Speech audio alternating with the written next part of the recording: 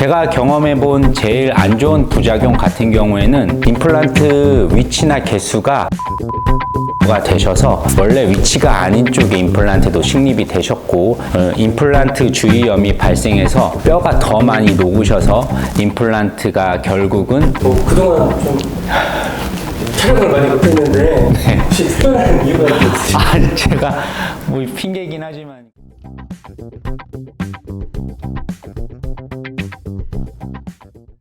안녕하세요. 김포 디얼유 치과의 김문기 원장입니다. 네, 반갑습니다, 선생님. 그동안 좀 촬영을 많이 못했는데 혹시 특별한 이유가 있으신가요? 제가 뭐 핑계긴 하지만 저희 치과 원장님과 선생님을 대상으로 한 임플란트 세미나가 있어서 그걸 좀 준비를 한다고 제가 요거는 좀 소홀했던 것 같은데 앞으로 이런 일 없도록 더 분발하도록 하겠습니다. 네, 저희도 잘 부탁드립니다, 네. 선생님. 네, 오늘 그래서 준비한 주제가요. 네. 그 임플란트 부작용에 대해서 좀 이야기를 좀 해볼까 해요. 네네. 뭐 뉴스나 매체에서 뭐 부작용 같은 거 되게 많다고 좀 들었는데 네. 실제로 좀 어떤지 좀 궁금하거든요. 네, 제가 요번에 최근에 그 세미나 했던 임플란트 관련한 내용 중에서도 이 부작용과 관련된 내용을 해서 더 잘 알려드릴 수 있을 것 같은데요.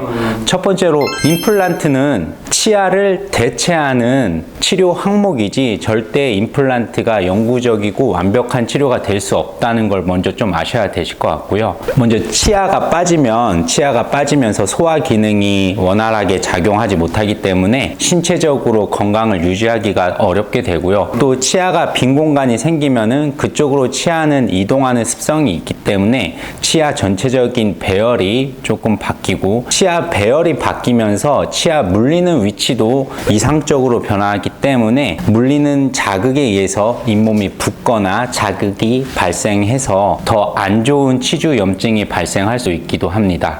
그리고 치아가 빠지게 되면은 치아를 감싸고 있는 뼈가 이렇게 폭이 줄어들기도 하고 잇몸 뼈 자체가 수축을 해서 심미적으로도 더 늙어 보이는 효과가 나타나기도 합니다. 이런 여러 가지 치아 상실에 따른 문제점을 대체하기 위해서 임플란트 시술을 하는데 당연히 임플란트도 치아의 원래 모습을 유지한 채 마무리되는 게 제일 중요할 것입니다. 하지만 요즘에 임플란트 수가가 많이 낮아지고 저가 임플란트를 많이 치료를 권하다 보니까는 부득이하게 원래 위치에 있어야 할 임플란트를 변형해서 임플란트를 식립을 하거나 잘못된 위치에 임플란트를 식립하게 되면은 당연히 여러 가지 부작용이 생길 수밖에 없습니다. 그리고 치아는 앞니 쪽에 전치부가 있고 어금니 쪽에 구치부가 있는데요. 이 앞쪽 임플란트와 뒤쪽 임플란트는 임플란트 수술을 하는 기법 자체가 조금 달라야 합니다.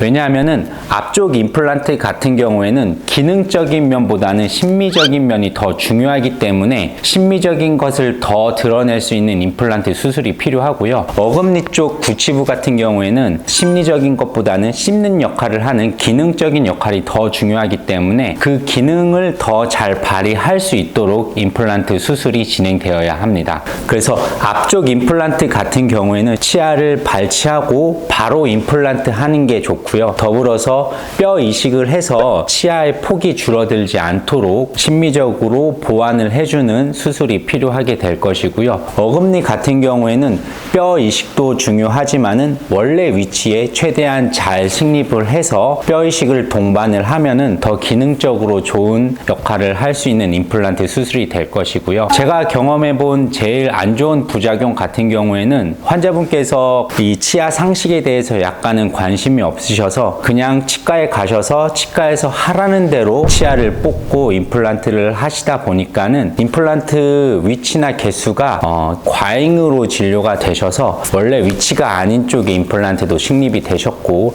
임플란트 주위염이 발생해서 뼈가 더 많이 녹으셔서 임플란트가 결국은 자연스럽게 이렇게 빠지게 되는 경우도 있었고요. 또는 앞쪽 임플란트 경우에는 심미적인 기능이 중요하다고 말씀을 드렸는데 깊이와 뼈 이식이 중요한데 그런 것을 잘 모르는 치과에서 치료를 받다 보니까는 조금 얕게 심겨졌다고 하거든요. 그런 경우에는 이렇게 치아의 보철물만 잇몸 밖으로 잘 보여야 되는데 그런 부작용 때문에 보철물뿐만이 아니라 뼈 안에 박아놓은 임플란트 뿌리, 필척 상처까지 노출이 돼서 심미적으로 아주 크게 문제가 된 경우도 보았습니다. 그래서 이렇게 문제가 된 경우에는 적당하게 임플란트를 제거를 한 다음에 뼈 이식을 하고 기다리던지 아니면 자연적인 치유를 기다린 다음에 다시 임플란트를 수술을 하셔야 되는 그런 상황까지 이어지게 될 것입니다.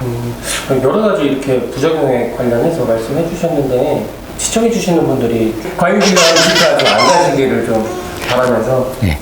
마지막으로 한마디 좀 부탁드리겠습니다.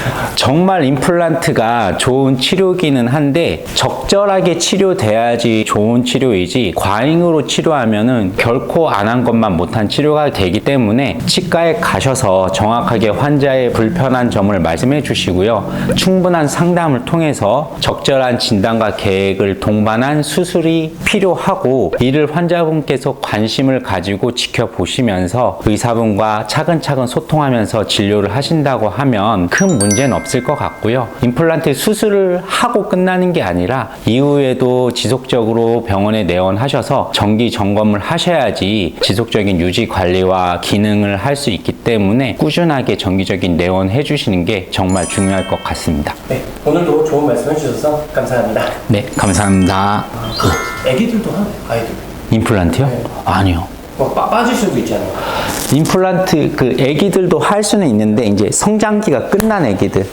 왜냐하면 성장기까지 치아가 계속 이동하기도 하거든요. 네. 근데 임플란트는 한번 박아놓으면은 이동이 안 되잖아요, 그렇죠? 치아가 원래대로 성장이 마무리해서 이동할 때까지 충분하게 기다려주고 그 다음에 임플란트를 해야 되고 뭐 그 시기까지는 다른 방법을 통해서 뭐 공간 확보를 한다든지 뭐 그렇게 해야 되겠죠. 갑자기 궁금해서. 아닙니다.